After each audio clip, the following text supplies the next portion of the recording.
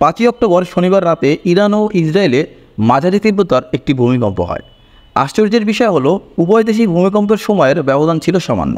এমন পরিস্থিতিতে ইরান পারমাণবিক পরীক্ষা চালিয়েছে কিনা তা নিয়ে জল্পনা চলছে।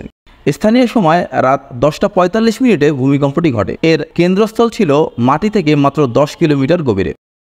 মার্কিন ভূতাত্ত্বিক জরিপ সংস্থা জানিয়েছে ভূমিকম্পের কেন্দ্রস্থল থেকে 110 কিলোমিটার দূরে অবস্থিত তেহরানে কম্পন অনুভূত হয়েছিল। এর কয়েক মিনিট পর ইসরায়েল থেকে ভূমিকম্পের খবর পাওয়া যায়।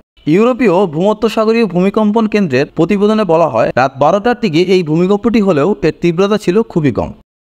ইরান ও ইসরায়েলের মধ্যে তীব্র দ্বন্দ্বের পরিপ্রেক্ষিতে মানুষ সোশ্যাল মিডিয়ায় এই দুই দেশের ভূমিকম্পকে ইরানের পারমাণবিক পরীক্ষার সঙ্গে যুক্ত করতে শুরু করেছে।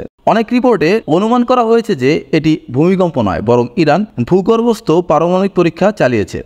একটি প্রতিবেদনে দাবি করা হয়েছে যে ইরানে ভূমিকম্পটি পারমাণবিক বিদ্যুৎ কেন্দ্রের খুব কাছে ঘটেছে, তাই এটি স্পষ্টভাবে বলা যায় না যে ধাক্কাটি ভূমিকম্প বা পারমাণবিক পরীক্ষার কারণে হয়েছিল।